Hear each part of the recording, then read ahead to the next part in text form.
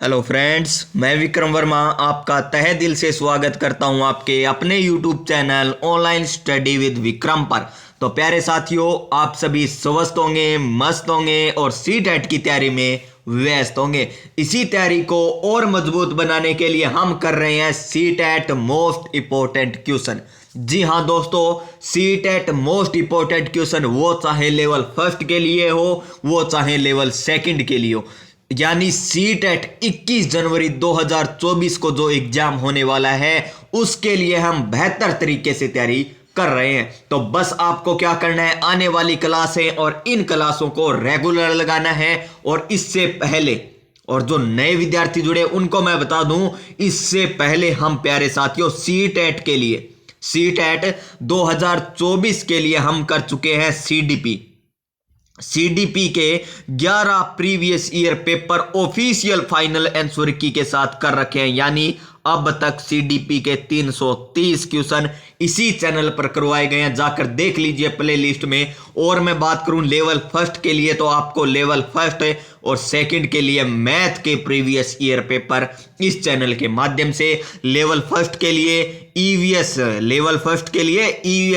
और level second के लिए साइंस। प्यारे साथियों, लेवल सेकंड के लिए साइंस यानी सीडीपी, मैथ, ईवीएस, साइंस सभी के प्रीवियस ईयर पेपर आपको ऑफिशियल फाइनल आंसर की के साथ इसी चैनल पर करवा रखे हैं। तो अपनी तैयारी को मजबूत बनाने के लिए जाकर देख लीजिए सीटेट 2024 के लिए प्रीवियस ईयर पेपर। जी हाँ दोस्तों, और अब हम बात कर रहे हैं मोस्ट इंपॉर्टेंट क्वेश्चन जो बार बार सीटेट के एग्जाम में पूछे जाते हैं, किस लेवल के कौन से टॉपिक में क्वेश्चन पूछे जाते हैं। और आज की क्लास हमारी रहने वाली है लेवल फर्स्ट वाले अभ्यर्थियों के लिए। कौन से अभ्यर्थियों के लिए? लेवल फर्स्ट वाले अभ्यर्थियों के लिए। जी हाँ दोस्तों, आंखों में अरमान लिया, मंजिल को अपना मान लिया, अब मुश्किल क्या आसान क्या, ठान लिया सो ठान लिया। चलिए आज की क्लास हम स्टार्ट करते हैं। तो देखिए, लेवल फर्स्ट में पार्ट थर्ड में पूछा जाता है आपको इन्वायरमेंट स्टडीज,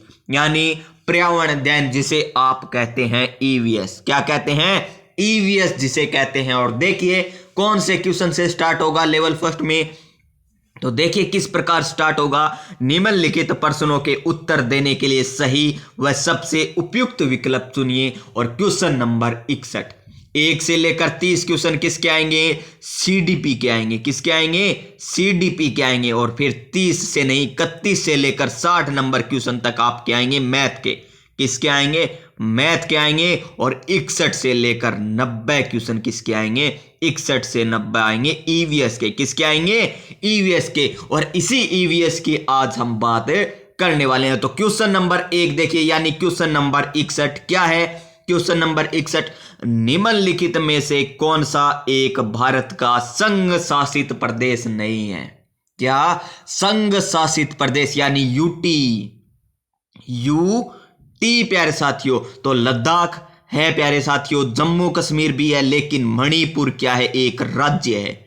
मणिपुर यूटी नहीं बल्कि एक स्टेट है। क्या है? स्टेट। तो मणिपुर हो जाएगा इस क्वेश्चन का राइट आंसर, यानी ऑप्शन नंबर 3। क्या आ जाएगा? Option number 3। चंडीगढ़ भी एक यूटी है। तो आप बताइए कमेंट बॉक्स में बताइए, अगर आप सीटेट लेवल फर्स्ट की तैयारी कर रहे हैं, वर्तमान में भारत में कितने यूटी है, यानी कितने केंद्र शासित प्रदेश है? 7 है, 8 है, 9 है? कितने केंद्र शासित प्रदेश वर्तमान में भारत में स्थित है? और कितने राज्य या कितने स्टेट मौजूद है वर्तमान भारत में, ये आपको बताना है कमेंट बॉक्स में।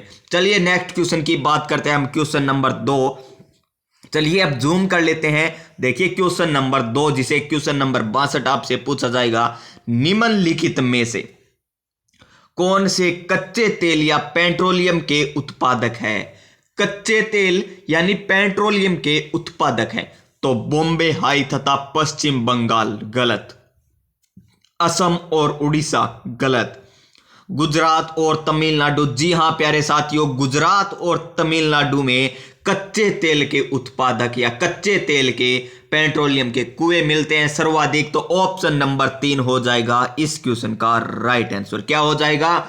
Option number 3। तो आपको समझ में आ रहा होगा किस प्रकार सीटेट में क्वेश्चन पूछे जाते हैं। बस फोन को हॉरिजेंटल मोड पर कर लीजिए और वीडियो को है ना, यानी इस क्लास को लास्ट तक देख लीजिए, ताकि आपको लेवल का पता चल सके और आपको यह भी पता चलेगा कि कौन से टॉपिक से क्वेश्चन पूछा जाता है। चलते हमारे नेक्स्ट क्वेश्चन, क्वेश्चन नंबर 63। और क्या है क्वेश्चन नंबर 63? हमारे देश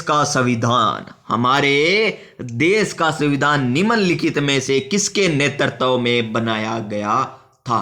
क्या महात्मा गांधी या मोहनदास करमचंद गांधी या सरदार वल्लभ भाई पटेल, डॉक्टर भीमराव बाबा साहब अंबेडकर, क्या सर्वपल्ली राधाकृष्णन? तो इस क्वेश्चन का सही आंसर होगा डॉक्टर BR अंबेडकर, यानी डॉक्टर भीमराव बाबा साहब, जिन्हें हम कहते हैं बाबा साहब अंबेडकर। ऑप्शन नंबर 3 क्या है? ऑप्शन नंबर 3 होगा इस क्वेश्चन का राइट आंसर। क्वेश्चन नंबर 4, ये शानदार लेवल का क्वेश्चन है आपके लिए। और क्या है क्वेश्चन नंबर 4? देख लीजिए, इस प्रकार आपको ऑप्शन दिए हुए हैं। तो देखिए क्वेश्चन नंबर 4, पौधों के लिए किए जाने वाले नीचे दिए गए कार्यों पर विचार कीजिए। पौधों के लिए, और इनमें जड़ों को कार्य बताना है। क्या जड़ों का कार्य, यानी पौधों के लिए जड़ों का क्या क्या कार्य है, ये हमें बताना है। क्या पौधों को सहारा देना? जी हां प्यारे साथियों, जड़ों का कार्य है पौधों को सहारा देना। जड़ों का कार्य क्या होता है? पौधे को सहारा देना। ह्यूमस प्रदान करना गलत है, जड़ें ह्यूमस प्रदान नहीं करती है। भोजन संचित या भंडारण करना, जी हां सही है। पानी और खनिजों को अवशोषित करना, और बाद में प्यारे साथियों संवहन की क्रिया के माध्यम से कहां तक पहुंचाना? पत्तियों तक पहुंचाना या कलिकाओं तक पहुंचाना। तो डी भी है, यानी ACD, ये किसके कार्य हैं? जड़ के कार्य। ACD।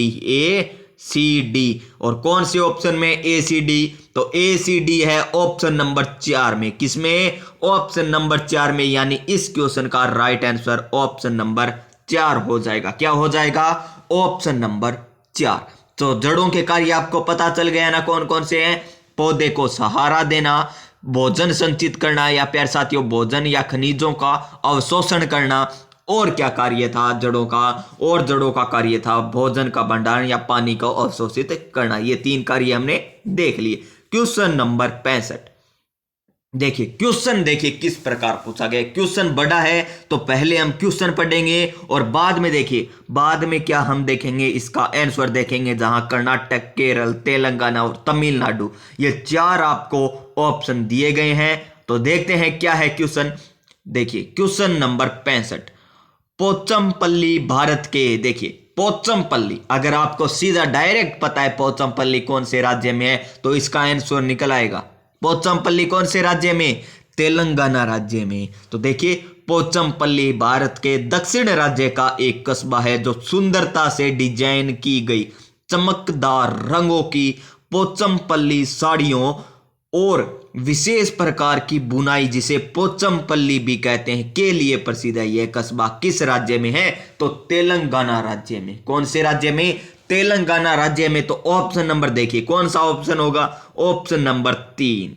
क्या आएगा इस क्वेश्चन का राइट आंसर? ऑप्शन नंबर 3 हो जाएगा इस क्वेश्चन का राइट आंसर, ऑप्शन नंबर 3। तो प्यारे साथियों, आपको सीटेट 2024 में इस क्वेश्चन से किस प्रकार पूछा जा सकता है कि तेलंगाना का एक कस्बा जो भारत के दक्षिण में राज्य में स्थित है, भारत के दक्षिणी राज्य तेलंगाना में स्थित एक कस्बा जो सुंदरता से डिजाइन की गई चमकदार रंगों की साड़ियों और विशेष प्रकार की बुनाई के लिए प्रसिद्ध है, वह कस्बा कौन सा है? क्या त्रिवेंद्रपुरम है, क्या पोचमपल्ली है, क्या कर्नाटक है? इस प्रकार ऑप्शन में मिल जाएगा। तो पोचमपल्ली तेलंगाना में स्थित है, जो सुंदरता से डिजाइन की गई चमकदार रंगों की साड़ियों के लिए और विशेष प्रकार की बुनाई के लिए प्रसिद्ध है। चलते हैं हमारे नेक्स्ट क्वेश्चन, क्वेश्चन नंबर 66 पर। और क्या है क्वेश्चन नंबर 66? थोड़ा साइंस बैकग्राउंड से पूछा गया क्वेश्चन। और क्वेश्चन नंबर 66, शानदार क्वेश्चन, जानदार क्वेश्चन। निम्नलिखित में से खाद्य पदार्थों के उस समूह को चुनिए जिसके प्रत्येक सदस्य में, बस इसको ध्यान रखिए, प्रत्येक सदस्य में लौह तत्व प्रचुर मात्रा में होता है। लौह तत्व प्रचुर मात्रा में होता है। तो ऑप्शन नंबर 1 देखिए, सबसे पहले ऑप्शन नंबर 1, क्या गुड़? गुड़ में पाया जाता है। आंवला? आंवला में लौह तत्व पाया जाता है, लेकिन टमाटर में लौह तत्व नहीं पाया जाता। तो ये ऑप्शन नहीं होगा, क्योंकि हमें क्या बताना है प्यारे साथियों? प्रत्येक सदस्य बताना है। क्या बताना है? प्रत्येक सदस्य बताना है। आगे देखिए, आंवला में लौह तत्व पाया जाता है, पालक में तो बहुत ज्यादा पाया जाता है, पालक में तो आयरन बहुत ज्यादा पाया जाता है, और गुड़ में भी पाया जाता है। यानी इस क्वेश्चन का राइट आंसर हो जाएगा ऑप्शन नंबर 2। क्या हो जाएगा? ऑप्शन नंबर 2 हो जाएगा क्वेश्चन नंबर 66 का राइट आंसर। चलते हैं हमारे नेक्स्ट क्वेश्चन, क्वेश्चन नंबर 67 पर। और क्वेश्चन नंबर 67 क्या है? फिर हमें स्क्रीन को थोड़ा छोटा, बस इतना ही करेंगे। तो देखिए प्यारे साथियों, क्वेश्चन नंबर 67, निम्नलिखित में से पक्षियों का वह समूह चुनिए। क्या कह रहा है? पक्षियों का वह समूह चुनिए जिसका प्रत्येक सदस्य हमारी तुलना में 4 गुनी, यानी मनुष्य की तुलना में 4 गुना अधिक दूरी की वस्तुएं स्पष्ट देख सकने में योग्य है। और आपने देखा होगा, सर्वाधिक ऊंचाई पर आपने बाज को उड़ते हुए देखा होगा, चील को उड़ते हुए देखा होगा, गिद्ध को उड़ते हुए देखा होगा। यानी उनकी नजरें क्या है? हमारे से ज्यादा है, हमारे से ज्यादा है। तो देखिए, फाख्ता नहीं, फाख्ता होता है कौवा। कौवा देखिए, कौवा जिसे हम देसी भाषा या आड़ू भाषा में क्या कहते हैं? कागला। क्या कहते हैं? कागला कहते हैं। तो कौवा इतना ऊंचा नहीं उड़ता, ना ही मोर उड़ता है। ये तो 4 गुना अधिक दूरी नहीं देख सकते। हाँ, बाज है, सही है। कबूतर, तोता ये नहीं होंगे। फिर देखिए, कौवा नहीं होता, चील होती है, बुलबुल नहीं होती, बाज, चील, गिद्ध। ऑप्शन नंबर 4 होगा इस क्वेश्चन का राइट आंसर, जो हमसे 4 गुना अधिक दूरी तक देखने में सक्षम है। तो प्यारे साथियों, क्या आप भी सक्षम हैं सीटेट को अब की बार क्रैक करने के लिए?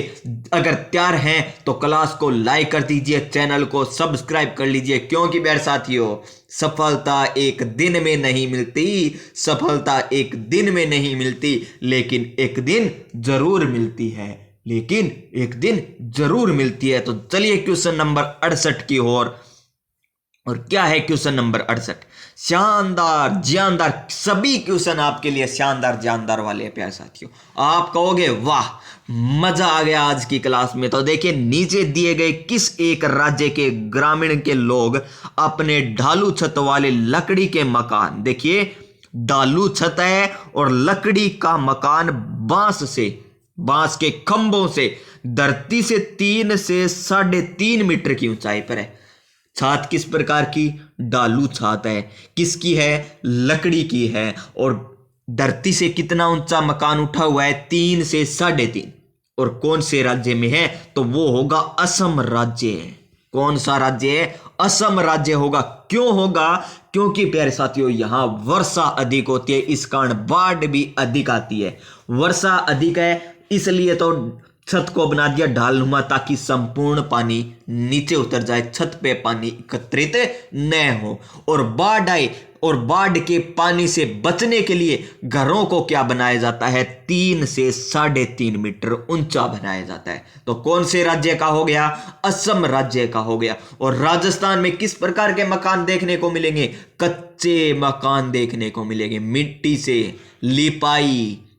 से लिपाई, जिसे गोबर मिलाकर उसमें करते हैं ना, जिसे क्या कहते हैं? गारा लगाना। क्या कहते हैं? गारा। उसके ऊपर रंगोलियां बनाई जाती है। क्या बनाई जाती है? रंगोलियां बनाई जाती है। और पश्चिमी राजस्थान में तो प्यारे साथियों, लगभग आपके घर किस प्रकार बने होंगे? ये बने होंगे सरकना, जिसे कहते हैं देसी भाषा में सरकना कहते हैं, यानी सरकंडों से बने हुए मकान मिलेंगे पश्चिमी राजस्थान, जिसे झोपड़ी कहते हैं। क्या कहते हैं? झोपड़ी कहते हैं। इस प्रकार क्वेश्चन पूछे जाएंगे। और लद्दाख में किस प्रकार के मकान? ऊन के लद्दाख में तो चलिए नेक्स्ट क्वेश्चन की बात करते हैं, क्वेश्चन नंबर 69। ये देखिए, इस प्रकार का क्वेश्चन आपको एग्जाम में जरूर देखने को मिलेगा और इसके लिए आपको आना चाहिए मानचित्र। क्या आना चाहिए? मानचित्र आना चाहिए। और भारत के मानचित्र में दिल्ली की स्थिति, यहां पर मान लीजिए क्या है, दिल्ली। क्या है? दिल्ली यहां पर स्थित है प्यारे साथियों। दिल्ली जो हमारे दिल में है, दिल्ली जो हमारे दिल में है, क्योंकि ये हमारे देश की धड़कन है। धक धक धक धक, जी हाँ दोस्तों, धक धक। और गांधीनगर गुजरात की राजधानी, गांधीनगर किसकी राजधानी है? गुजरात की। और गुजरात कहां पर है? भारत के पश्चिम में स्थित है। भारत के पश्चिम में स्थित है, जो राजस्थान के साथ सीमा बनाता है। तो मान लीजिए यहां पर आ गया क्या? गुजरात की राजधानी गांधीनगर। आगे देखिए, पटना, पटना किसकी राजधानी? बिहार। कहां की राजधानी है? पटना है बिहार में। तो प्यारे साथियों, पटना कहां पे है? बिहार में। और बिहार की स्थिति यहां पर आ जाएगा, राजस्थान, हरियाणा, उत्तर प्रदेश, बिहार की स्थिति यहां के आसपास, यहां पर पटना हो गई। ये दिल्ली है, ये क्या होगी? गुजरात की राजधानी गांधीनगर। ये अनुमानित माने हमने, क्योंकि हमें स्थितियों के बारे में पता है। और अब हमें क्या बताना है? इन दिशाएं, पहले ये दिशा कौन सी हो गई? उत्तर दिशा। ये कौन सी दिशा? पूर्व दिशा। ये कौन सी दिशा? ये हो गई दक्षिण दिशा। और ये कौन सी दिशा है? पश्चिम दिशा है। कौन सी दिशा? पश्चिम दिशा। उत्तर दक्षिण, उत्तर दक्षिण पूर्व पश्चिम। अब बताएंगे हम इनकी स्थिति। तो देखिए, दिल्ली की स्थिति के सापेक्ष बताना है। ये दिल्ली है, तो गांधीनगर किस दिशा में है? गांधीनगर है प्यारे साथियों, गांधीनगर इस दिशा में है। तो कौन सी हो गई? ये तो हो गई दक्षिण, और ये हो गई, ये तो हो गई दक्षिण, ये हो गई पश्चिम। तो दक्षिण पश्चिम में कहां पर है? दक्षिण पश्चिम में। और यहां पटना को कहां पर है? पटना है प्यारे साथियों। ये तो हो गई दक्षिण, क्या हो गई? ये तो हो गई दक्षिण, और ये हो गई पूर्व, यानी दक्षिण पूर्व में। पटना कौन सी दिशा में? दक्षिण पूर्व में। और यहां पर गांधीनगर कौन सी दिशा में है? दक्षिण पश्चिम, यानी ऑप्शन नंबर 2। ऑप्शन नंबर 2 हो जाएगा इस क्वेश्चन का राइट आंसर। तो इस तरीके से आपको सीटेट लेवल फर्स्ट में ईवीएस के क्वेश्चन पूछे जाएंगे। तो किस प्रकार लग रही है क्लास? क्लास तो अच्छी लगेगी ना, क्योंकि आपको करवाया भी इतने अच्छे तरीके से जा रहा है। और प्यारे साथियों, मुश्किलें जरूर है, लेकिन ठहरा नहीं हूं मैं। मंजिलों से कह दो अभी रुका नहीं हूं मैं। क्या कह दो मंजिलों से? अभी मैं भी रुका नहीं हूं मैं। एग्जाम की खोपड़ी में छेद करना है, एग्जाम की खोपड़ी में छेद करना है। क्वेश्चन नंबर 70 देखिए, निम्नलिखित में से किसने मटर के पौधों के साथ प्रयोग किए और पाया? मटर के पौधों में, ये मटर का पौधा पर प्रयोग किसने किया? सबको पता है प्यारे साथियों, ग्रोगर, जोहल, मेंडल ने किया। क्वेश्चन ही पढ़ने की जरूरत नहीं है। ऑप्शन नंबर 2, ऑप्शन नंबर 2 हो जाएगा इस क्वेश्चन का राइट आंसर। क्या हो जाएगा? ऑप्शन नंबर 2 हो जाएगा क्वेश्चन नंबर 70 का राइट आंसर। क्वेश्चन नंबर 71, शानदार, सबसे बढ़िया क्वेश्चन आ चुके हैं। अब पेडागोजी का लग रहा है ये क्वेश्चन। तो निम्नलिखित में से कौन सा एनसीएफ 2005 के अनुसार ईवीएस पाठ्यक्रम में सुझाए गए 6 विषयों में से एक है? क्या कह रहा है क्वेश्चन प्यारे साथियों? क्वेश्चन कह रहा है हमें कि एनसीएफ जो 2005 है ना, एनसीएफ 2005 के अनुसार ईवीएस पाठ्यक्रम में सुझाए गए 6 विषयों में से एक है। क्या पदार्थ को सुझाया गया? नहीं। प्राकृतिक संसाधन? नहीं। चीजें जो हम बताते हैं और करते हैं, ऑप्शन नंबर 3। ये आपको पाठ्यक्रम में मिलेगा प्यारे साथियों, एक टॉपिक या पाठ मिलेगा, चीजें जो हम बनाते हैं और करते हैं। Option number 3। क्वेश्चन नंबर 72, क्या है क्वेश्चन नंबर 72? ये शानदार क्वेश्चन है। देखिए किस प्रकार क्वेश्चन है। ऊपर यहां पर आपको कथन दे दिए और नीचे इनमें से आपको उत्तर बताना है। क्या बताना है? उत्तर बताना है। देखिए क्वेश्चन नंबर 72 और कथन है नीचे। क्या कथन हमें दर्ज करना है? देखिए, उपाख्यान अभिलेखों में क्या नहीं दर्ज करना चाहिए? उपाख्यान अभिलेखों में क्या दर्ज नहीं करना चाहिए। इस शब्द को देख लीजिए, एग्जाम में गलती मत कर देना प्यारे साथियों, फिर कहोगे मैंने तो नहीं देखा, वो नहीं देखा, वो नहीं देखा। आपको सब एग्जाम में एक एक शब्द देखना है, उपाख्यान अभिलेखों में क्या नहीं दर्ज करना चाहिए। मुख्य रूप से समस्याग्रस्त स्थितियों की पहचान करना, एक तो यही हो गया। क्या समस्याग्रस्त स्थितियों की पहचान करेंगे हम उपाख्यान अभिलेखों में? नहीं करेंगे। निर्णय वाले कथनों को लिखना, निर्णय वाले कथनों को भी नहीं लिखेंगे। मजबूतियों और कमजोरियों की पहचान करना, ये लिखेंगे किसमें? उपाख्यान अभिलेख में। और बच्चे की रुचियों, संबंधों आदि की पहचान करेंगे, यानी सी और डी तो उपाख्यान अभिलेख में दर्ज करेंगे, लेकिन ए और बी उपाख्यान में दर्ज नहीं करेंगे। अगर यहां पर नहीं ना होता तो क्या होता? सी और डी। सी और डी अगर नहीं आ गया तो क्या करेंगे? ए और बी। ए और बी, तो देखते हैं कौन से ऑप्शन में ए और बी। देखिए ए और बी हमें दे रखा है ऑप्शन नंबर 1 में, तो इस क्वेश्चन का राइट आंसर क्या हो जाएगा? 1 नंबर। और जिसने नहीं पढ़ा ना, जिसने नहीं शब्द को नहीं पढ़ा, वो क्या करके आएगा प्यारे साथियों? Option number 2। क्या करके आएगा? Option number 2। और फिर कहता फिरेगा कि मेरा 2 नंबर, ये भी क्वेश्चन सही है, ये भी क्वेश्चन सही है, लेकिन जब ऑफिशियल फाइनल आंसर की आएगी ना, तब इस पर लगेगा क्रॉस, क्योंकि उसने नहीं शब्द पर ध्यान नहीं दिया। और धीरे धीरे रे मना धीरे सब कुछ होए, माली सिंचे सोगड़ा ऋतु आए फल होए। जी हाँ दोस्तों, धीरे धीरे करिएगा आप क्वेश्चन को, कोई भी जल्दबाजी नहीं है। ये क्वेश्चन किस प्रकार है? ये इस प्रकार ही है, इसमें कोई ए बी सी डी नहीं पूछा। तो देखिए, आप एक एकीकृत है, आप एक एकीकृत ईवीएस कक्षा के लिए किसे योजना बनाएंगे? कैसे योजना बनाएंगे? एकीकृत ईवीएस कक्षा के लिए आप कैसे योजना बनाएंगे, ये क्वेश्चन है। तो देखिए, एक पाठ में 2 या 2 से अधिक विषयों क्षेत्रों को मिलाएंगे, ये पहला ही हो गया प्यारे साथियों। एकीकृत यानी एक करना, ईवीएस कक्षा में बालक को एक करके पढ़ाना प्यारे साथियों, यानी पाठ्यक्रम को जोड़ना, दूसरे पाठ्यक्रम के साथ भी जोड़ना, यानी एक पाठ में 2 या 2 से अधिक विषय क्षेत्रों को मिलाएंगे, यानी ऑप्शन नंबर 1। ऑप्शन नंबर 1 हो जाएगा इस क्वेश्चन का राइट आंसर। क्वेश्चन नंबर 74, और क्या है क्वेश्चन नंबर 74? पुनीत ने अपनी कक्षा 5 के शिक्षार्थियों को मानव शरीर की एक रूपरेखा दी। किसकी रूपरेखा दी? मान लीजिए आपने दी है, आपका कोई भी नाम है XYZ, आपको क्यों मानूं, मैं खुद को मान लेता हूं ना। विक्रम ने अपनी कक्षा 5 के शिक्षार्थियों को मानव शरीर की एक रूपरेखा दी, यानी मैंने ना अपने क्लास के कक्षा 5 के कोई विद्यार्थी है ना, उनको मानव शरीर की एक रूपरेखा दे दी। जाइए और उन्हें भोजन विषय पढ़ाने के लिए पहले पाचन तंत्र बनाने को कहा। मानव शरीर की रूपरेखा दे दी और मैंने कह दिया जाओ पाचन तंत्र बना के आओ बच्चों, पाचन तंत्र बना के आना, कल आना, और मैं पढ़ाऊंगा कल आपको भोजन। क्या पढ़ाऊंगा? भोजन विषय पढ़ाने वाला हूं। तो किस प्रकार इसमें काम किया? पुनीत चाहता है, यानी मैं क्या चाहता हूं बच्चों से? क्या परीक्षण करना कि शिक्षार्थी नामांकित आरेख बना सकते हैं? क्या प्यारे साथियों ये मैं चाहता हूं? नहीं चाहता।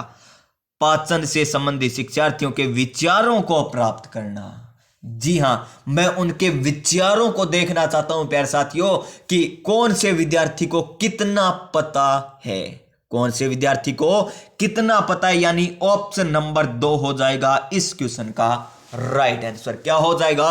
Option number 2। चलते हैं हमारे नेक्स्ट क्वेश्चन, क्वेश्चन नंबर 75 पर। और क्या है क्वेश्चन नंबर 75? निम्नलिखित में से क्या रचनात्मक आकलन के संबंध में सही नहीं है? ये देखिए, संबंध में सही नहीं है, और किसके आकलन में? रचनात्मक आकलन। ये न तो व्यापक मूल्यांकन है, न सतत व्यापक मूल्यांकन है, ये है रचनात्मक आकलन। क्या है? रचनात्मक आकलन के बारे में हमें सही सब जो संबंध नहीं दे रखा वो हमें बताना है। रिपोर्ट कार्ड के प्रत्येक तिमाही में इसकी सूचना दी जानी चाहिए, ये पहला ही सही नहीं है।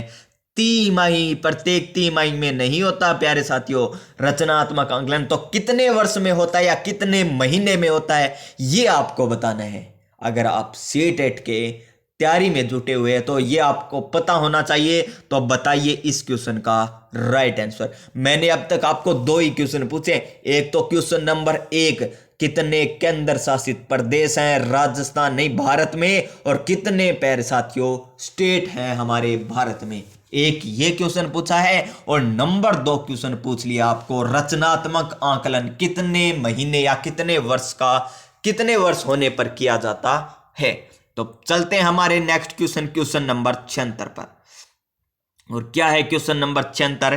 क्वेश्चन नंबर 76 है, समिष्ता और अपने शिक्षार्थियों को कार्य से संबंधित लैंगिक विषमता और रूढ़िवादिता छवियों के प्रति संवेदनशील करना चाहती है।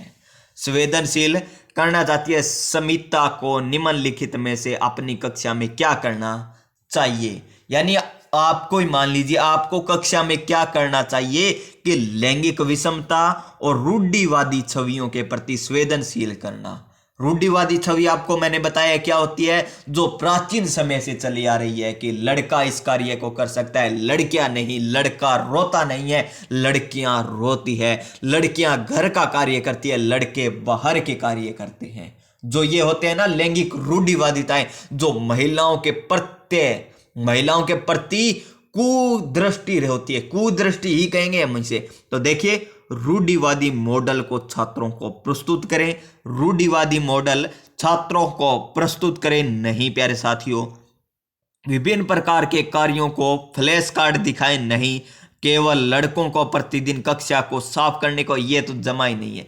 अगर लड़के ही लड़के करेंगे तो लड़कों में हो जाएगा, ये विपरीत हो जाएगा। फिर रूढ़िवादी लड़के सफाई करने लग जाएंगे, सभी लड़के मिलकर काम करना चाहिए हमें। आगे देखिए, एक छात्र की मां को कक्षा में आमंत्रित करें जो ऑटो चालक है ना प्यारे साथियों। ऑटो चालक यानी महिला क्या कर रही है, बाहर का कार्य कर रही है, यानी लैंगिक रूढ़िवादिता को क्या कर रही है, टक्कर दे रही है। क्या दे रही है? टक्कर दे रही है। यानी ऑप्शन नंबर 4 हो जाएगा इस क्वेश्चन का राइट आंसर। तो इस तरीके से आपको क्वेश्चन करने होंगे। चलते हैं हमारे नेक्स्ट क्वेश्चन, क्वेश्चन नंबर 77 पर। और क्या है क्वेश्चन नंबर 77? कक्षा 5। ये कक्षा 5 हो गई क्या अलग हो गई पता नहीं प्यारे साथियों। आज हम कक्षा 6 मानेंगे। कक्षा 6 के समयन आमतौर पर अपना हुआ कक्षा का कार्य नहीं करता। कक्षा 6 का कोई विद्यार्थी है वो कार्य नहीं करता है। मुद्दे को हल करने का सबसे अच्छा उपाय बताइए। आप टीचर होते और वो कार्य नहीं करता समय पे तो क्या करते?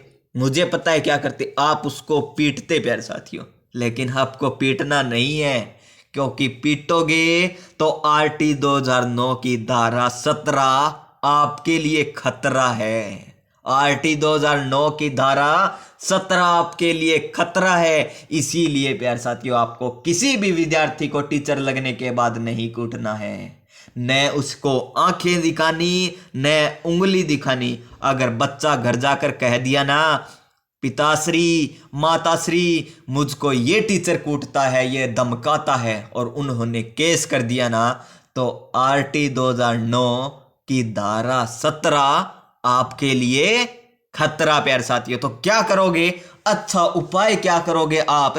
तो क्वेश्चन नंबर 77 का राइट आंसर है ऑप्शन नंबर 3। आप माता पिता से बात करें और उन्हें सलाह दें कि आपका बच्चा कार्य नहीं कर रहा है। कृपया उन्हें घर पर समझाइए, आराम से समझाइए, न कि पीट कर समझाइए प्यारे साथियों। ऑप्शन नंबर 3, वरना नौकरी चली जाएगी। ये सीटेट पास है ना, क्वालिफिकेशन आप डिग्री लेकर घूमते रहोगे अगर किसी को कूट दिया तो। कूटना मना है या पीटना मना है। और क्वेश्चन नंबर 78 देखिए कितना बड़ा है, और 78 बड़ा है इसीलिए हम करेंगे। रुकिए प्यारे साथियों, माता पिता को सलाह देंगे या कुछ और काम करेंगे? देखिए इस क्वेश्चन में मुझे कुछ डाउट लगा है अब। और क्या डाउट लगा है? देखिए, मुद्दे को हल करना है हमें, सबसे अच्छा उपाय बताना है। सबसे अच्छा, ये उपाय तो हमें दे रखे, लेकिन इनमें से सबसे अच्छा बताना है। ऑप्शन नंबर 1 को ध्यान से देखिए, उसकी कठिनाई का पता लगाने और उसके अनुसार कक्षा कार्य को समायोजित करने के लिए उससे बात करेंगे, बच्चे से बात करेंगे आराम से। पहला तो बेरो पढ़ांगा कि इन्हें कठिनाई क्यों होने लग रही है, छोरे ने के कठिनाई है कि वो काम करके क्यों को नहीं आया, घर ऐसी परिस्थिति आ गई कि वो छोरो काम कौन कर सके, घर आएंगे बहुत काम है, खेत को काम है या मजदूरी पर जान लग गयो है छोरो। तो यो आप काम पतो करके फिर कठिनाई को पतो लगा के आपा के करांगा प्यार साथियों, मैंने कक्षा के समायोजित करने से उससे बात करेंगे, उसे उसके अनुसार कार्य देंगे कि बच्चा तुम थोड़ा कार्य कर लेना लेकिन कर जरूर लेना, कर जरूर लेना, टाइम निकाल कर जरूर कर लेना। अगर आपको रात में टाइम मिलेना तो रात को कर लेना। बच्चा पढ़ना जरूरी है, आज के युग में पढ़ना जरूरी है, आज के युग में पढ़ना जरूरी है। क्योंकि प्यारे साथियों आपने देखा होगा 2-2 साल के बच्चों को बैग थमाकर भेज दिया जाता है स्कूलों में और फिर कहते हैं हमारे बालक का विकास नहीं होता। क्या नहीं होता? विकास। ये आपका चैप्टर है प्यारे साथियों, विकास और वर्दी, विकास और वर्दी। तो इसका राइट आंसर सबसे अच्छा होगा ऑप्शन नंबर 1। ये भी सही है लेकिन सबसे अच्छा पूछा था हमें तो ऑप्शन नंबर 1 हो जाएगा। Question number 78। और क्या है क्वेश्चन नंबर 78? पहले हम पढ़ेंगे क्वेश्चन। मुस्कान ने परिवहन में डीजल वाहनों, मुस्कान ने क्या किया? परिवहन में डीजल वाहनों का उपयोग निषेध होना चाहिए विषय पर एक वाद विवाद का आयोजन किया। मान लीजिए आपने कोई स्कूल में आयोजन किया, मुस्कान हम नहीं लेते, मुस्कान जरूरी है लेकिन प्यारे साथियों मुस्कान ले लेते हैं, चलिए ले लेते हैं क्योंकि मुस्कान जरूरी है। चेहरे पे मुस्कान लाइए और देखिए परिवहन में डीजल वाहनों को उपयोग निषेध होना चाहिए विषय पर एक वाद विवाद का आयोजन किया मुस्कान के द्वारा। किसके द्वारा? आपकी मुस्कान के द्वारा प्यारे साथियों। तो मुस्कान के द्वारा इस विषय में कक्षा में वाद विवाद के आयोजन का क्या उद्देश्य है? तो आपकी जो मुस्कान है ना उसका क्या उद्देश्य है प्यारे साथियों? तो इसका उद्देश्य है ऑप्शन नंबर 4।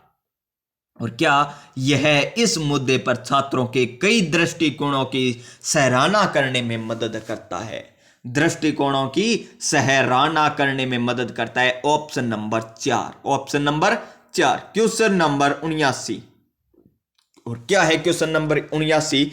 ईवीएस में मानचित्रण कौशल, ईवीएस में मानचित्रण कौशल। मानचित्रण कौशल क्या होता है? अगर हम विद्यार्थियों को चित्र यानी मानचित्र के माध्यम से पढ़ाते हैं तो वो हो गया मानचित्रण कौशल, आसान सा है। और ईवीएस पाठ्यक्रम में अगर आप ईवीएस पढ़ाने जा रहे हो यानी पर्यावरण अध्ययन पढ़ाने जा रहे हो और मानचित्रण का प्रयोग कर रहे हो तो किस प्रकार का प्रयोग कर रहे हो? तो देखिए इस क्वेश्चन का राइट आंसर ऑप्शन नंबर 4, स्थानों की सापेक्ष स्थिति की समझ को विकसित करना। क्योंकि इसमें आप डायरेक्ट बता देख सकते हो। देखिए इस प्रकार जो हम ऊपर क्वेश्चन करके आए ना, यहां पर दिल्ली है प्यारे साथियों, यहां पर गांधीनगर है, यानी गांधीनगर कौन सी दिशा में हो गया? दक्षिण पश्चिम दिशा में। यानी स्थानों की सापेक्ष स्थिति की समझ को विकसित करता है कौन? मानचित्रण कौशल। तो इस क्वेश्चन का राइट आंसर हो जाएगा ऑप्शन नंबर 4। चलते हैं हमारे नेक्स्ट क्वेश्चन, क्वेश्चन नंबर 80 पर। और क्या है क्वेश्चन नंबर 80? ईवीएस की एकीकृत प्रकृति सहायक है। ईवीएस की एक एकीकृत प्रकृति सहायक है। तो किस में सहायक है? तो इस क्वेश्चन का राइट आंसर है ऑप्शन नंबर 2, पाठ्यचर्या के भार को कम करने और शिक्षार्थियों को सार्थकता पूर्वक सीखने में, यानी ऑप्शन नंबर 2। Question number 81। और क्या है? आसान सा क्वेश्चन, क्वेश्चन नंबर 81। निम्नलिखित में से क्या ईवीएस में आकलन का एक व्यापक संकेतक नहीं है? आकलन का एक व्यापक संकेतक नहीं है। तो अवधारणा मानचित्रण सहयोग भी है, न्याय के प्रति सरोकार भी है, समानता के प्रति सरोकार है, लेकिन अवधारणा मानचित्रण आकलन का एक व्यापक संकेत नहीं है। तो ऑप्शन नंबर 4। Question number 82। ये देखिए इसमें मुझे पता है आगे दिए हुए मिलेंगे ऑप्शन। देखिए क्वेश्चन का ढंग देखकर ही आप बता सकते हो किस प्रकार का ये क्वेश्चन है। तो इस क्वेश्चन को देखिए ध्यानपूर्वक। देखिए कुछ हजार साल पहले भारत में तालाबों के निर्माण के लिए अल बिरूनी ने के अवलोकन के आधार पर कक्षा 5 के ईवीएस, सबसे ज्यादा कक्षा 5 के क्वेश्चन है भी है इसमें। तो पाठ्य पुस्तक में एक अनुच्छेद है और इस अनुच्छेद को शामिल करने का उद्देश्य क्या है?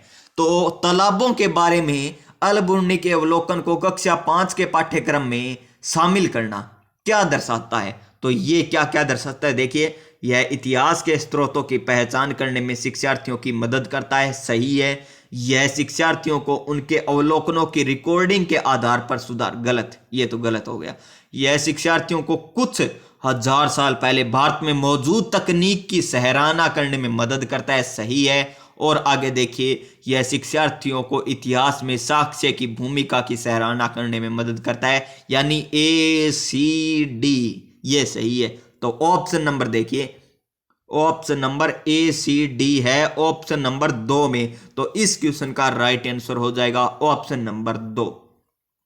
क्वेश्चन नंबर आ गया हमारा 83, क्या आ गया 83, ये आ गई अपनी कक्षा में 50 से अधिक छात्रों के साथ वाणी उन्हें, कौन है वाणी, अब वाणी का नाम आ गया, सभी लड़कियों के नाम आ रहे हैं प्यारे साथियों, क्योंकि हमें लैंगिक रूढ़िवादिता को कम करना है, यानी आपकी वाणी, अब वाणी है जो आपकी है, तो उन्हें एक एक ऐसी गतिविधि में जोड़ना चाहती है जिससे सीखने में भैया बढ़ाने के लिए, क्योंकि आपकी वाणी अधिकतम संख्या में इंद्रियों को शामिल हो, यानी छात्रों से चाहती है कि अधिकतम इंद्रियां है ना वो एक्टिव हो जाए, क्या हो जाए एक्टिव। तो निम्न में से कौन सा क्रियाकलाप उपयुक्त है, तो इस क्वेश्चन का राइट आंसर है ऑप्शन नंबर 4, जिसमें सभी इंद्रियां क्या होगी एक्टिव होगी। तो क्या है, नजदीक के स्थान के लिए क्षेत्र भ्रमण, जी हां, अगर आप भ्रमण के लिए ले जाओगे ना छात्रों को, तो उनकी आंखें खुली की खुली, आंखें खुली की खुली, सबसे ज्यादा सीखेंगे आंख, नाक, कान, मुंह, सभी इंद्रियां है ना एक्टिव रहेगी, किसकी, बालक की। चलते हैं हमारे नेक्स्ट क्वेश्चन, क्वेश्चन नंबर 84। इकरा कौन आ गई, इकरा आ गई, अब तो मुस्कान भी आ गई, वाणी भी आ गई, अब आ गई इकरा। इकरा अपने शिक्षार्थियों को EVS में समाचार पत्रों और पत्रिकाओं को पढ़ने के लिए क्यों प्रोत्साहित करती है। समाचार पत्र और पत्रिकाओं को पढ़ने के लिए प्रोत्साहित करने का उद्देश्य क्या है कि यह शिक्षार्थियों को उनके अपने संसार से जुड़ने में सहायता करता है, यानी ऑप्शन नंबर 2 क्या हो जाएगा, ऑप्शन नंबर 2। क्वेश्चन नंबर 85, पर्यावरण अध्ययन में प्रश्न करने की एक उपयुक्त युक्ति के रूप में उपयोग किया जाता है। तो पर्यावरण अध्ययन में प्रश्न करने को एक युक्ति के रूप में उपयोग किया जाता है, तो ये क्या है, अनुशासन को बनाए रखने के लिए नहीं, ध्यान को खींचने के लिए नहीं, नियमों को पालन को बढ़ावा देने के लिए नहीं, कक्ष में जिज्ञासा बढ़ाने के लिए, ऑप्शन नंबर 4। कक्ष में जिज्ञासा को बढ़ाने के लिए पर्यावरण अध्ययन में प्रश्न करने की युक्ति का प्रयोग किया जाता है। चलते हैं हमारे नेक्स्ट क्वेश्चन, क्वेश्चन नंबर 86। ये शानदार क्वेश्चन है, नीचे दिए गए कौन सा एक राज्य तोरांग, क्या है, तोरांग, रांग न की ध्वनि आ रही है, ऊपर बिंदु है, तो कौन से राज्य में जंगल का अर्थ तोरांग है, तो वो है झारखंड में। कहां पर है, झारखंड में, यानी ऑप्शन नंबर 4 क्या हो जाएगा, ऑप्शन नंबर 4। क्वेश्चन नंबर 87, ओहो बहुत बड़ा क्वेश्चन है, चलिए देखते हैं, बड़ा है तो क्या हुआ, हम इसे आसान बनाएंगे। देखिए आपका घर X पर स्थित है, ये मान लीजिए, पहले हम थोड़ा बड़ा कर लेते हैं जूम और ले आते हैं ब्लैक, और ये हो गया आपका घर, क्या है, यहां पर है आपका घर प्यारे साथियों। आगे देखिए, यदि आपका विद्यालय Y पर स्थित है, विद्यालय कहां पर स्थित है, Y पर, यदि आपका विद्यालय ठीक सामने है परंतु बीच में व्यस्त राजमार्ग होने के कारण आप सीधे नहीं जा सकते हैं, यानी आप डायरेक्ट नहीं जा सकते, कहां पर, विद्यालय में, आपको कहीं से घुमाकर भेजेगा। तो देखिए अंत है, पहले आप ठीक दक्षिण में 125 मीटर दूर जाते हैं, पहले आप कहां पर जाते हैं, दक्षिण में, और कितनी दूरी, 125 मीटर, ये लीजिए 125 मीटर दूरी चल ली हमने दक्षिण में। फिर ठीक पूर्व में 100 मीटर लंबा सुरंग पथ पार करते, कितने मीटर, 100 मीटर, ये लीजिए 100 मीटर सुरंग पार कर दिया। फिर अंत में आप ठीक उत्तर में 125 मीटर दूरी, फिर वापिस जाते 125 मीटर दूरी जाते हैं और वाई विद्यालय में पहुंच जाते हैं। यहां पर क्या है, वाई विद्यालय। तो आपने क्वेश्चन में क्या पूछा है, तो विद्यालय के सापेक्ष विद्यालय के सापेक्ष, इस शब्द को बस पढ़ लीजिए ध्यान से वरना गलत हो जाएगा ये क्वेश्चन। विद्यालय के सापेक्ष x कहां पर स्थित है, तो विद्यालय के सापेक्ष है कहां पर, पश्चिम में। और पश्चिम में कितनी दूरी पर, 100 मीटर की दूरी पर। कितनी, 100 मीटर की दूरी पर स्थित है विद्यालय घर से। दूरी तो 100 मीटर आ गई, लेकिन हमें पूछा है विद्यालय के सापेक्ष, तो घर कौन सी दिशा में है, पश्चिम दिशा में। घर कौन सी दिशा में, पश्चिम दिशा में। और कितनी मीटर दूरी, 100 मीटर दूरी। अगर हमें घर के सापेक्ष पूछा होता तो 100 मीटर पूर्व आता। घर के सापेक्ष विद्यालय की स्थिति पूछी होती तो 100 मीटर पूर्व आता, लेकिन हमें पूछा है विद्यालय के सापेक्ष घर की स्थिति, तो 100 मीटर पश्चिम आएगा। तो देखिए कौन से ऑप्शन में है, 100 मीटर ठीक पश्चिम। ऑप्शन नंबर 4 नहीं 3, ऑप्शन नंबर 3 आ जाएगा इस क्वेश्चन का right answer. Question number next 88 number question, ये फिर शानदार क्वेश्चन है। क्या है, शानदार क्वेश्चन है।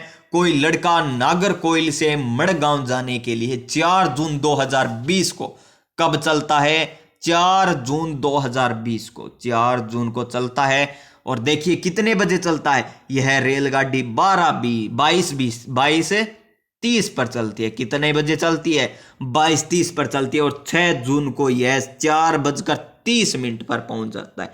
यानी 5 तारीख भी आएगी, आगे आएगी 6 तारीख, यानी 6 तारीख को 4:30 पर ये पहुंच जाता है। यदि इस अंतराल में रेलगाड़ी कितनी दूरी तय करती है, 1145 किलोमीटर दूरी तय करती है, तो रेलगाड़ी की औसत चाल बताइए। और चाल का सूत्र क्या होता है, चाल बराबर होता है दूरी बटा समय।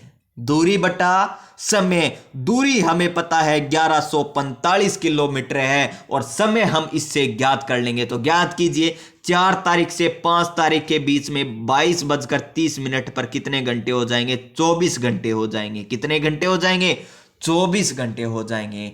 और आगे देखिए 22 के बाद 6 के कितने बजेंगे, देखिए 6। ये फिर प्यारे साथियों ऊपर से आ गया, हमें सब डिलीट करना होगा वापस। देखिए इस प्रकार, तो देखिए पहले कितने घंटे हो चुके हैं, 24 घंटे हो चुके हैं हमारे। कितने घंटे हो चुके हैं, 24 घंटे हो चुके हैं। कब तक, 5 तारीख के 22:30 तक, 22:30 तक।